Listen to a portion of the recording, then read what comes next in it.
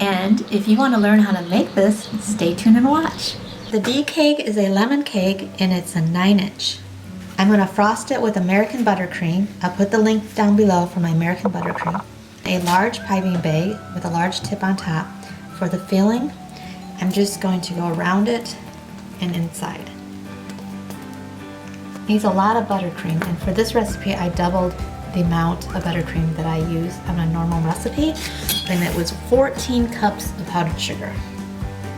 And then I'm just going to take my offset spatula and smooth it out so it's even and each layer is the same. Put the second layer on and wiggle it down, squish it down, wiggle it down, squish it. So it's all even on all sides.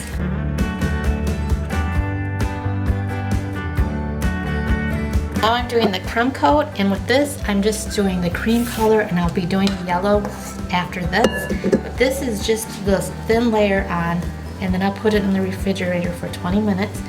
The crumb coat helps to seal in the crumbs and also any gaps on the side of the cake so it's smooth on the side. Now I'm going to put some butternut yellow in here, not a real bright yellow, because what I put on the cake for the fondant figures and the shapes are going to be a real bright yellow, so I thought it'd be better to have a not so bright yellow for the buttercream. Buttery yellow. Now with a large offset spatula, I'm going to frost the cake with this pretty buttery yellow.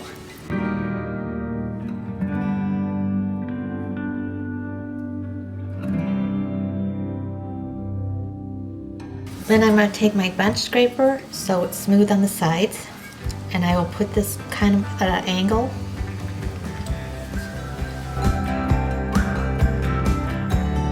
Now I have it back out of the refrigerator, and before I put the drip on, I just put a little bit in the spaces that need a little bit more covering, but I don't like real smooth cakes. Some people do, and my style isn't that, and I tell people that they want a real smooth cake.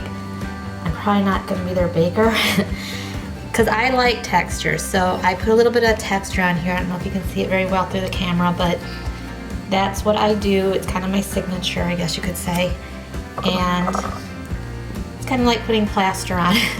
It's real easy to do with American buttercream because American buttercream is a lot stiffer than Italian meringue, but you can do it with both.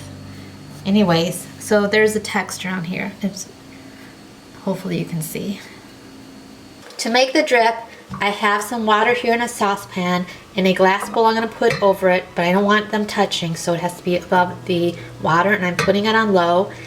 And to melt the white chocolate, and this is my favorite brand to use for chocolate, the measurement for the top of this 9-inch cake for doing the drip is going to be 1.5 cups of white chocolate.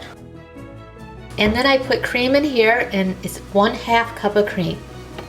So the measurements are 3 parts chocolate to 1 part cream. If you did this in the microwave, obviously you'll take it out in a lot shorter time periods. I don't know the timing on the microwave, I just know it on over the stove.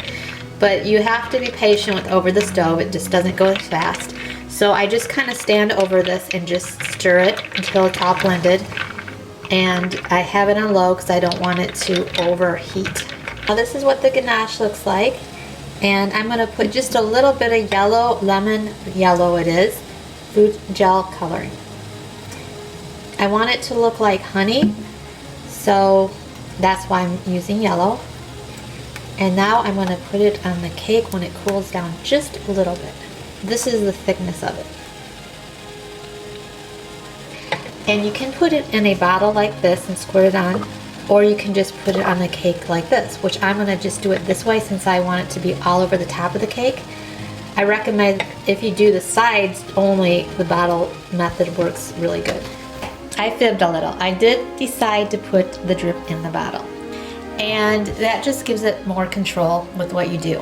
And the first thing I'm going to do is the sides of the cake. Before I do the top, I'm going to do the drip on the side. So this is pretty runny, so you just go to the edge and you just kind of push it down. And it is supposed to be honey, and honey is runny, as Winnie the Pooh knows. So I am definitely liking this consistency. If you want a thicker drip, of course you put more white chocolate in. I don't think you'd ever want it any more liquidy than this, so.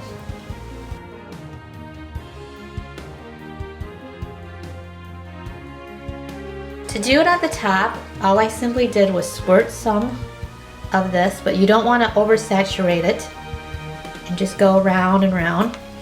And then you just take a small offset spatula and smooth it out. So I'm going to put it in the refrigerator, and then I can put on my Fondant Decorations, and I am going to pipe some Periwinkle Flowers.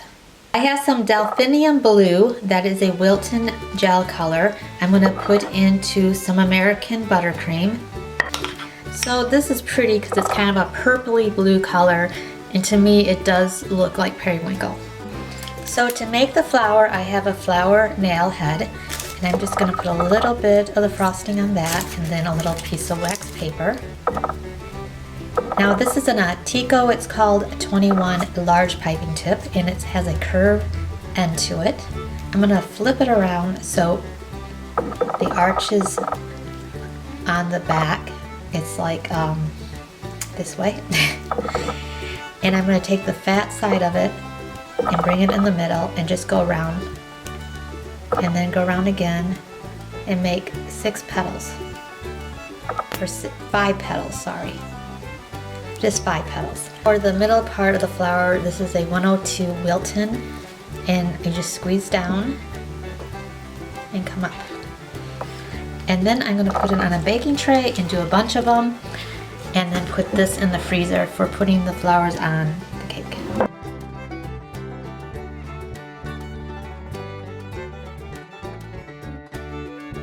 Now for the fun part, and that's putting everything on the cake. I have my daisies over here, and I'm going to be putting those at the bottom rim of the cake. I have a piping bag filled with the buttercream to adhere the daisies.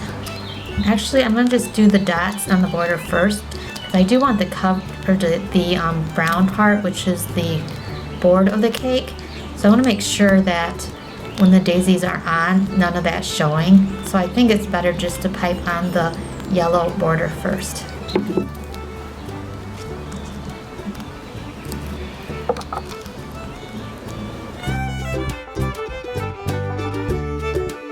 Now I want to put these hexagon pieces on the cake that are made of fondant. I'll put down the link how I made these in the descriptions. I'll have my buttercream in my piping bag to put the hexagon shapes on.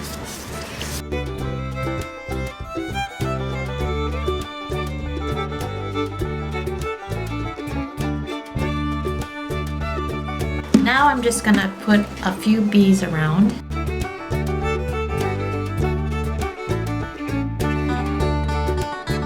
Now here are the blue flowers, and I'll put that on the top of the cake. For dramatic effect, put a honeycomb on here sticking up. But to do that, I want to make sure it does not fall. And I'm going to use white frosting. I think that would be the best.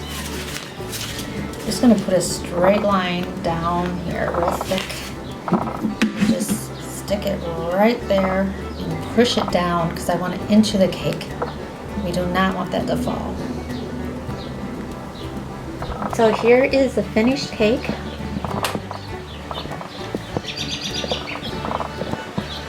So I hope you enjoyed watching this, and I hope you watch my next video.